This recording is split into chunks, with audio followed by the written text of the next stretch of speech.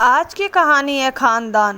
रामेश्वरी देवी रात का खाना खाकर दवाई लेने के लिए ड्राइंग रूम के सोफे पर बैठी ही थी कि अचानक डोरबेल बज उठी। इतनी रात को कौन आया होगा? बहू भी सो चुकी है। रोहित तो मुंबई किसी मीटिंग में गया है, 2 दिन बाद लौटेगा। शायद वही आ गया होगा सरप्राइज देने। चलो अच्छी बात है, मैं ही जाकर देखती हूँ। दरवाज़ा खोलते ही वह चौंक गई। अरे शालिनी, नरेंद्र भैया, आप लोग इतनी रात को? सब ठीक है ना? हाँ भाभी, सब ठीक है। क्या अब अचानक आ भी नहीं सकते? दरवाजे से ही भगा दोगी क्या? शालिनी हंसते हुए बोली। अरे कैसी बात कर रही हो शालिनी, ये घर तो तुम्हारा ही है। आइए अंदर आइए, रामेश्वरी जी ने मुस्कुराते हुए कहा। दरवाज़ा बंद करते हुए रामेश्वरी जी ने पूछा, खाना खाकर आई हो या नहीं? शालिनी बोली, अरे भाभी, कौन खाना खाकर मायके आता है? बताओ ना नरेंद्र जी, माँ होती तो पूछती नहीं, बस थाली में खाना परोस देती। यही फ़र्क होता है माँ और भाभी में। रामेश्वरी जी मुस्कुराते हुए बोली, जानती हूँ, लेकिन रात के 11:30 बज रहे हैं। अगर मेरी सास होती तो कहती, भली घर की बहुएं इतनी रात को बाहर नहीं घूमती। खैर, पहले बता देती तो सवेरे से खाना बनवा देती। शालिनी ने चुटकी ली। अब कहाँ है आपकी महारानी बहू? सो गई? अब तो बना ही देगी।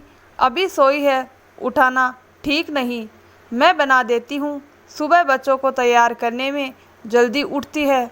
वाह भाभी, कैसी बहू है आपकी। बुआ सास और फूफा आए हैं और रानी सोई है। बड़ा नाम लेते हो खानदान का। अब देख लो बहू को। रामेश्वरी जी ने सहमित स्वर में कहा। शालिनी, मेरी बहू स्वरा जैसी होनी चाहिए। मेरे बेटे की सबसे बड़ी ताकत है वो। भाभी, मेरी बहू की बहन काव्या अभी ऑक्सफोर्ड से पढ़ाई करके लौटी है। हमने सोचा क्यों ना राहुल के लिए बात करें। शालिनी, काव्या हमारे घर में फिट नहीं होगी। बात पढ़ाई की नहीं है, मुझे स्वरा जैसी बहू चाहिए। भाभी, स्वरा कोई मिसाल नहीं है। देखो ना, उठकर भी नहीं आई। मुझे अपनी बहू की अच्छाई पता है।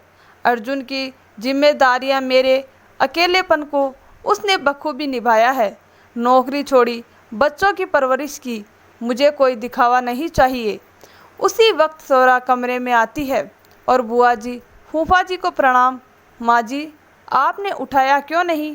कोई बात नहीं बेटा, देर हो गई थी। आप बैठिए, मैं अभी कुछ खाने को लाती हूँ। रुको बेटा, मैं मदद कर देती हूँ। नहीं माँ जी, आप दवाई लीजिए, मैं जल्दी से बना लाती हूँ। रामेश्वरी जी मुस्कुराकर बोली।